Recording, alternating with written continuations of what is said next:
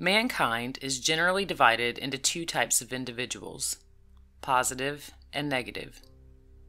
Positive people are magnetic, attractive, courageous, happy, cheerful, healthy, energetic, full of vitality, power, and the ability to succeed. They never doubt their ability to win or worry when things go wrong. If there is a temporary setback, they become more determined to succeed. There's no blame placed on others, but instead a lesson learned from any temporary failure, which will later be used as guidance in all future endeavors. Positive people can always find others to believe in them. They never lack friends because others are drawn to them. Consequently, opportunities are always coming their way.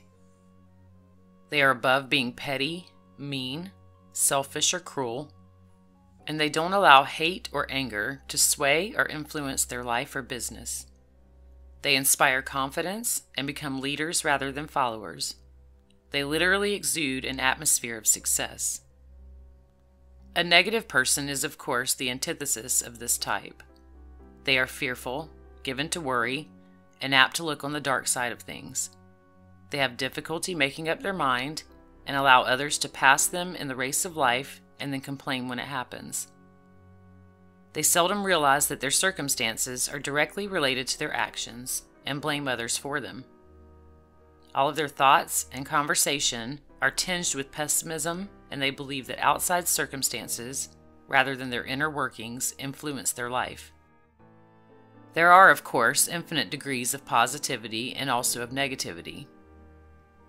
Therefore, a person may be said to be more positive or less positive according to their stage of development. Or they may be more negative or less negative according to the degree of helplessness in which they have allowed themselves to be consumed with. But the essential difference is this. The positive man looks within for his power to achieve and looks forward with confidence to the future. But the negative person, having no confidence in himself, focuses on the outer environment and fears what fate may bring him. The positive man believes in himself completely and absolutely. The negative person does not, and that is the great difference. If you were to examine the minds of successful people, you would find them most often to be of a positive nature, especially regarding their success. On the other hand, if you get into a conversation with someone who is not succeeding in their goals, no matter what the profession or education may be, you will find that the mind is most often of the negative type. We are what we are as a result of past thinking. Our mental attitude is built up by the thoughts we habitually harbor and cultivate. If we entertain positive thoughts only and deny negative thoughts, replacing them by their opposites whenever they intrude, we gradually build up a positive attitude of mind, which means that we become positive men or women, and as a result cannot fail to be successful in life. Accordingly, it all comes back to thought control. Thoughts are positive when they are focused on success, achievement, accomplishment, overcoming, conquering, mastering, prosperity, power, courage, calmness, dignity, perseverance, purposefulness, patience, wisdom, faithfulness, confidence, faith, hope, cheerfulness, love, joy, peace, health, and happiness. These build the character of mind and health of body. They create serenity and peace. If you concentrate your thoughts on these characteristics for a few minutes and let the imagination focus on each word and call up in your mental atmosphere what each of them means, a sense of unlimited power can be felt. This is the infinite power of the subliminal mind being aroused.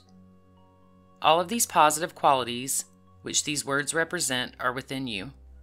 Otherwise, you could not arouse this sense of power. For example, if by thinking only of something that brings you joy for a few moments, a sense of intense joy comes over you, then you have simply called into activity an inexhaustible reservoir of joy that already exists within you. You cannot recall a feeling if it doesn't exist. In the same way, if you concentrate your thoughts on a negative quality such as sadness, you will become gloomy and depressed. Consequently, your success, health, and happiness all depend on the type of thought that you entertain. So how do we control our thinking so that only positive thoughts are entertained? Through constant watch and guard, and by incessant denials and affirmations. Whenever a weak or negative thought attempts to enter your mind, deny its existence as a part of you and your perfect mental world, and affirm in its place a thought that is the exact opposite of the one that you have denied. Then visualize yourself being successful in your goals. See yourself radiant with success and lifted up by the power within you. Let the thought, "I am success," sink deeply into your subconscious mind so that it can be projected out into the universe to attract back thoughts of a similar quality and power. Now, visualize yourself pursuing the path of achievement that you have often seen in your mind. Imagine that there are people and circumstances that try to drag you from your path and attempt to persuade you to travel down a side trail. And then see yourself shake them off easily and firmly, and continuing your journey to the bright vision that is success to you. This is a great exercise for the subconscious mind because it understands that currently you may see some obstacles blocking your desires. By acknowledging them in this manner, and then discarding them, your mind understands to move past these things and focus solely on attracting and manifesting the goal. Progress initially depends almost entirely upon willpower, but soon a new, broader consciousness is acquired. Once this higher region of the mind is accessed, there's a deeper and larger faith in what can be accomplished. There comes with it a realization, possibly for the first time, that success is not something that is outside of the self. It is not something that has to be searched for or chased. Success is within the self, and each of us are success. When this state of mind is reached, there is nothing that can't or won't be accomplished. Life becomes constant progression to higher and more glorious heights of mental and physical achievement. This is the reason to affirm often, "I am success," instead of "I will be successful." To say that you will be successful is good, but it pushes your success to a future time. To affirm that you are success or successful now makes your success begin here and now.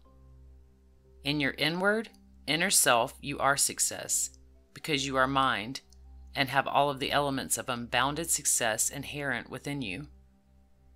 If you affirm that you are success and persist with that affirmation, it will be translated into your outward life. What is created in the unseen is later manifested in the seen. Through using the affirmation, "I am success," you create success within, and this will find expression in your outward life in the form of achievement, accomplishment, and material prosperity. Success is not something to be won. It is a mental state, an attitude of mind. The mind itself has unlimited power, and mental power or thought is the power or force that is greater than all other power or forces. Therefore, the power to accomplish all things is within us. This potent power, however, cannot find expression if the attitude of the mind does not allow it to do so.